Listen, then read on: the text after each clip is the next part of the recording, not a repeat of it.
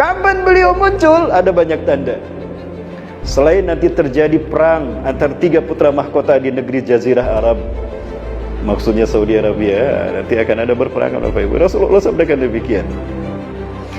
Yaktatilu salasatuna 'inda kanzikum, akan berperang 3 orang laki-laki di sisi perbendaharaan kalian.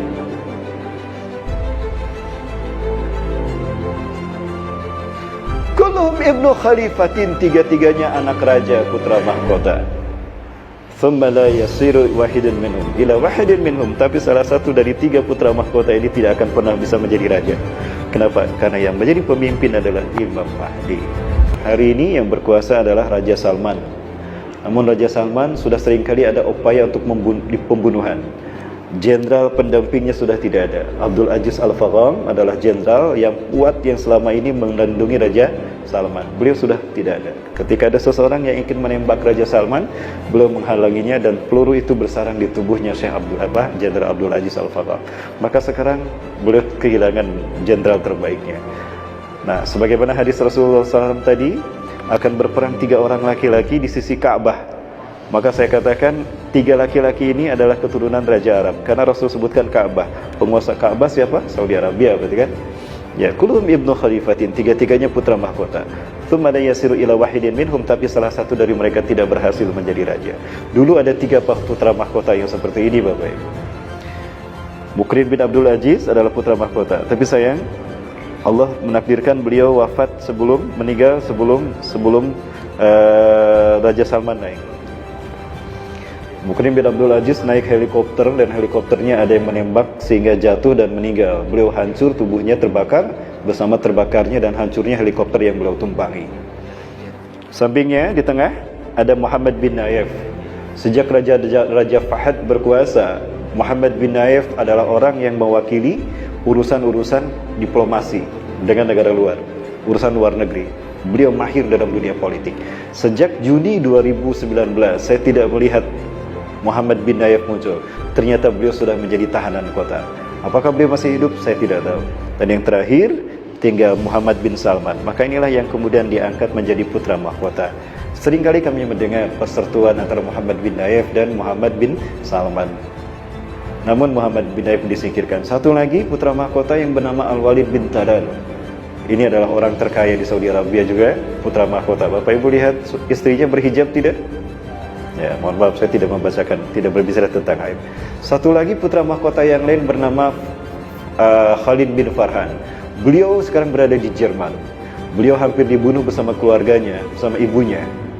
Ada cerita kenapa ibunya mau dibunuh dan keluarganya dihabisi karena menikah dengan laki-laki bukan laki-laki Arab, keturunan raja-raja mulia. Maka beliau menyerukan kudeta kepada Raja Salman dan menyingkirkan dan membunuhnya serta menyingkirkan putra mahkota. Apakah ini nanti akan menimbulkan perseteruan? Wallahu a'lam bishawab. Yang jelas Imam Mahdi akan muncul ketika 3 putra mahkota berseteru setelah wafatnya seorang raja. Ciri-ciri kedatangan Imam Mahdi, Bapak Ibu, adalah apabila manusia terhalang melaksanakan haji dan umrah. Inna min asrati khurujih, sesungguhnya tanda dari itu kemunculannya adalah muni'an nasu ayyahujal bait aw ya'tamir ilaiha. Terhalangnya manusia melaksanakan haji dan umrah. Pertama saya membaca hadis ini tidak faham, Bapak Ibu. Bagaimana manusia di akhir zaman? Umat Islam mayoritas di akhir zaman. Bagaimana bisa terhalang melaksanakan haji dan umrah? Pandemi COVID-19 menjadi jawabannya. Betul? Jadi apakah ini isyarat Imam Mahdi akan segera datang? Wallahu a'lam bishawab. Karena kemunculan Imam Mahdi, Bapak Ibu, itu akan terjadi perang demi perang sampai Islam zahir di muka bumi. Sejak beliau muncul nanti dibayat oleh umat Islam di Ka'bah, di depan Multajam sampai makom Ibrahim alaihissalam. Nah, di antara itu akan berkumpul 7 ulama dunia. Yashkuna ilallah, mereka mengadukan kepada Allah matahadas bi biladihim. Mereka mengadukan kepada Allah tentang fitnah yang melanda negara-negara mereka. Maka saya khawatir salah satunya dari 7 ulama ini mudah-mudahan ulama Indonesia yang selalu dizolimi, sehingga beliau kembali ke tanah suci setelah beliau bebas dan mengadukan fitnah yang terjadi pada negaranya. Apakah itu imam besar? Mudah-mudahan. Amin. 7 ulama tadi mengadu kepada Allah, ya Allah, anzil nusrataka ya Rabb, anzil nusrataka alaina, turunkan pertolonganmu kepada kami. Sudah dahsyat kezaliman terjadi di tanah air kami, di negeri kami. Masing-masing mendengar, loh kok doa kita sama? Siapa Anda? Maka 7 ulama ini bersatu. Lalu sepakatlah mereka mencari Imam Mahdi. Ketemu tuh orang yang disebutkan ciri-ciri Imam Mahdi tadi. Apakah beliau sudah ada? Apakah hari ini beliau sudah ada? 7 ulama tadi menemukan orang yang ciri-cirinya disebutkan Rasulullah SAW. Rambutnya ikal sebahu, ya, alisnya halus, lurus dan indah luar biasa. Aknal anfi, hidungnya mancung sehingga terlihat tipis. Matanya menjorok ke dalam, ya, di pelipis matanya itu terlihat warna hitam.